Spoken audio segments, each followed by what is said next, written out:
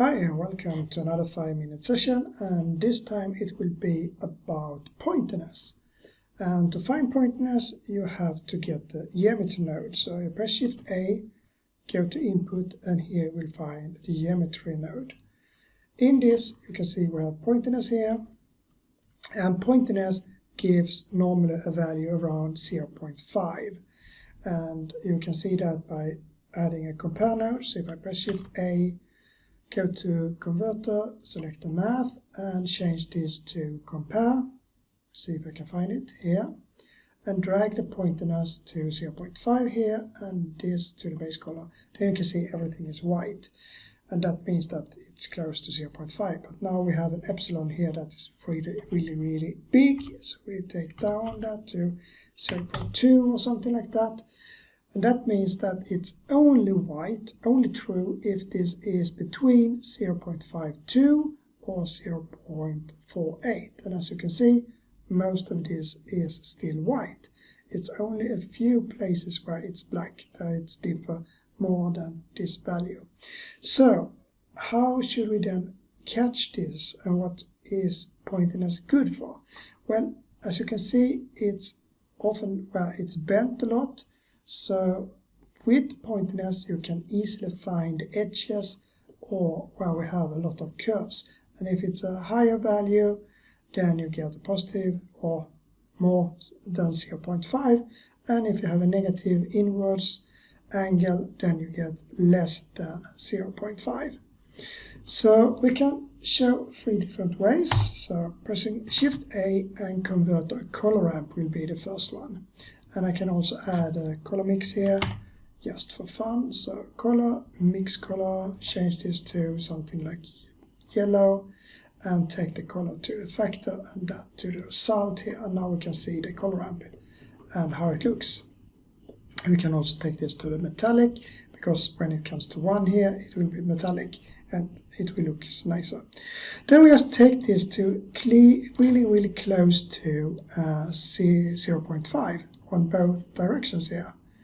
And when we are closing in, you can then see that we now can start to get something that works here, like this. So now we have some pieces that have been worn with touching and so on, and you can see the metal go through the paint here.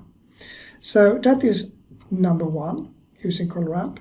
The negative thing with the color ramp is that you don't have any input. You can't change it from the outside. You can't use math to this one. But it's easy to set up. The next one is to use a map range, which is the similar thing. So just go to converter, map range, put the pointiness to the value. And then we can use the factor here, and we can use the metallic here, so we get the same result. And then we change this to very close, so 0.48 for instance, and this to 0.52 for instance. And we get the same result. We can then change this a little bit more, so we change this to 0.53 or something to make it a little bit softer and play with that in different ways. So that is number 2. And the thing here is that you can then put in some math here to change it just a little bit, and by that add some noise on the edges and so on, which is a little bit harder to do here. You can do it using the factor, but it's still not as easy as doing it here, because here you can change both the minimum and the maximum value in a good way. And the last thing to do is to just subtract this with 0.5. That means that most of these will be 0 out. But if we then multiply with the value after that, we can control. So as soon as we come a little bit over or less than 0.5, multiply starts to react. And now we can add really big numbers here, so it's easy for us to catch where it changes. So if I take away the map range and the color ramp and just use this, then you can connect that to the factor and to the metallic, and you can now see when I change, it's easy. It's very easy to get the value as you want in both directions. And if you want it smoother, then you can just put an add after this, so like 0.5 or something like that.